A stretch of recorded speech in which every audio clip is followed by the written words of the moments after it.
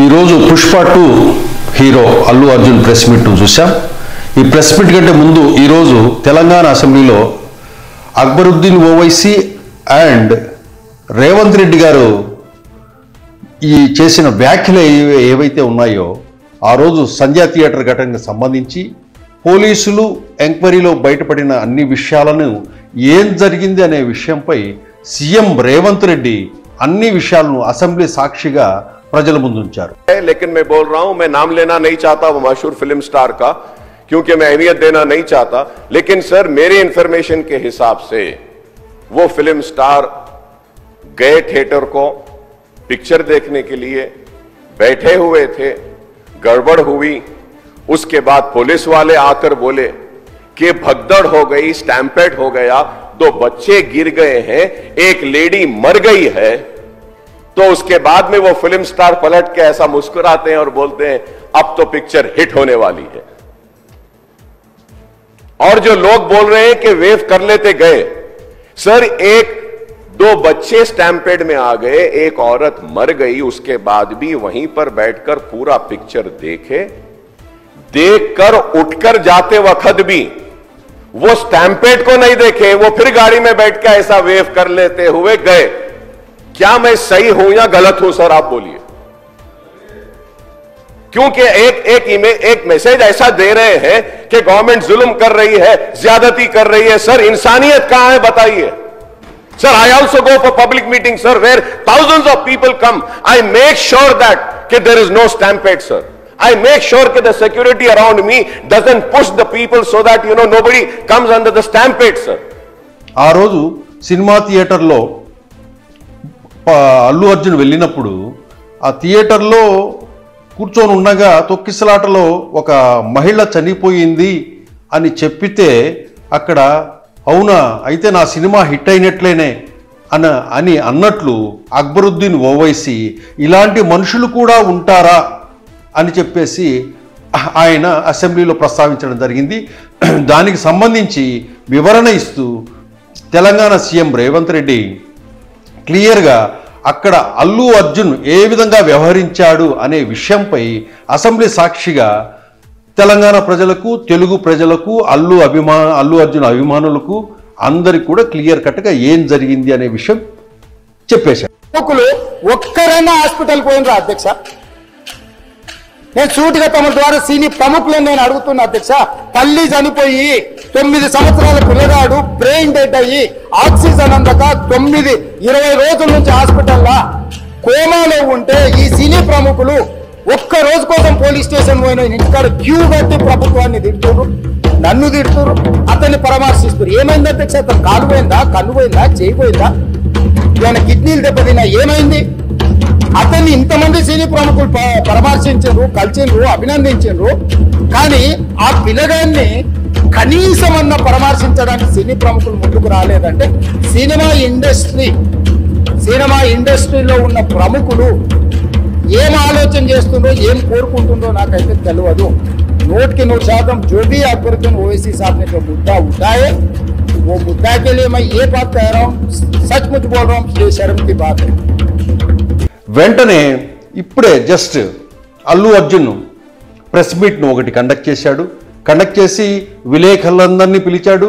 విలేకరులు గంటకు పైగా వాళ్ళ నివాసంలోనే అక్కడ వేడి చూశారు. తర్వాత వచ్చి అసెంబ్లీలో రేవంత్ రెడ్డి ప్రస్తావించిన విషయాలు దాన్ని ఖండించకుండా అసలు నా వ్యక్తిత్వ క్యారెక్టర్ అసాసినేషన్ జరిగింది, అది తప్పు, నేను ఎవరిని బ్లేమ్ చేయడం లేదు అని చెబుతూ ఎవరిని ఉద్దేశించి దేనికి క్లారిఫై ఇస్తున్నాడో ఒక క్లారిటీ లేకుండా నేను ఆ సంఘటన జరిగిన దానికి బాధపడుతున్నాను అని చెప్పేసి ఔటర్ లేయర్గా అట్లా ఏదో చెప్పేసుకుంటూ వెళ్ళిపోయాడు. కనీసం క్లియర్ కట్గా తన తప్పు లేనప్పుడు రేవంత్ రెడ్డి అండ్ అక్బరుద్దీన్ ఓవైసీ ఏవైతే అక్కడ ఆ రోజు జరిగిన సంఘటన వివరాలు చెప్పారో అది తప్పు అని క్లియర్ కట్గా చెప్పలేదు.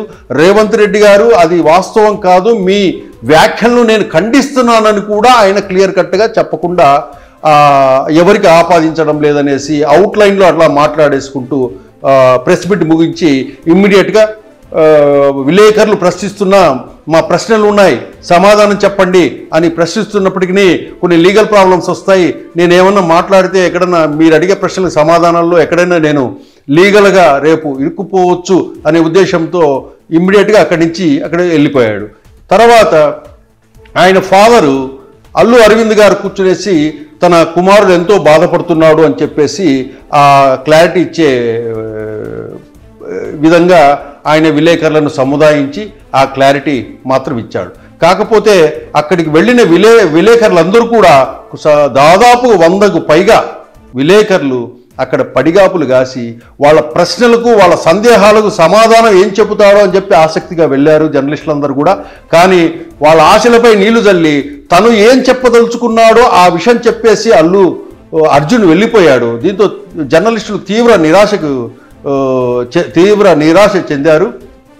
అట్లాగే రేవంత్ రెడ్డి అక్బరుద్దీన్ చేసిన వ్యాఖ్యలు డైరెక్ట్గా దాన్ని ఖండించకుండా, నా తప్పు లేదు అని చెప్పకుండా, నా పైన ఏదో ఆరోపణలు వచ్చాయి అవన్నీ ఫాల్స్, అది జరగలేదు అని అది వ్యక్తులను కానీ ఏది కూడా ప్రస్తావించకుండా ఏదో పైన తూతూ మంత్రంగా చెప్పేసి వెళ్ళిపోయాడు. దీన్ని చూసి అల్లు అర్జున్ని ప్రజలంతా ఇంత క్లారిటీ లేనప్పుడు ఎందుకు మీరు ప్రెస్ మీట్ పెట్టడము, ఏ విషయము లేనప్పుడు ప్రెస్ మీట్ పెట్టేసి విలేకరుల సమయం ఎందుకు వృధా చేయటము అని చెప్పేసి వెనుదిరిగి వెళ్ళిపోయారు.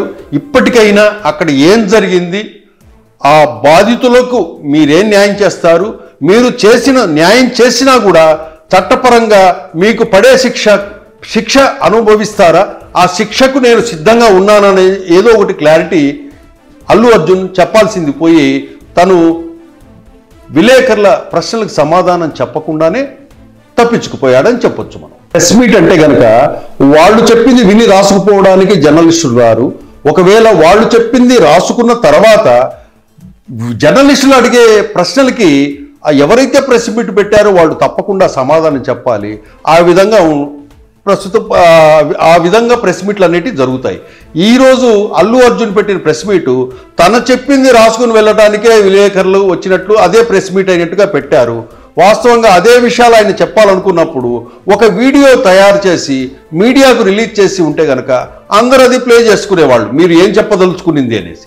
ఇక్కడ ప్రెస్ మీట్ అనేసి విలేకరులందరినీ పిలిపించి మీరు చెప్పాలనుకున్నది చెప్పేసి తర్వాత వెళ్ళిపోతే అది జర్నలిస్టులందరూ కూడా చాలా బాధపడ్డారు, అది అవమానంగా భావించారు. అల్లు అర్జున్ లేచి వెళ్ళేటప్పుడు గట్టిగా కూడా అరిచారు జర్నలిస్టులందరూ, ఆగండి ఆగండి అనేసి కూడా అడిగారు. దయచేసి ఒక్క నిమిషం సమయం ఇవ్వకుండానే 2 చేతులు ఎత్తి దండం పెట్టేసి ఆయన లోపలికి వెళ్ళిపోయాడు. ఈ వ్యవహారం అంతా చూసిన వాళ్ళు సీనియర్ జర్నలిస్టులు కానివ్వండి, సినిమా జర్నలిస్టులు వీళ్ళంతా కూడా ఇది మంచి పద్ధతి కాదు, ఈ విధంగా ప్రెస్ మీట్కు పిలిచి మీరు చెప్పాలనుకుని చెప్పేసి అట్లా వెళ్ళిపోతే అది భావ్యం కాదు అని చెప్పేసి నిరాశగా అందరూ వెనుదిరిగారు.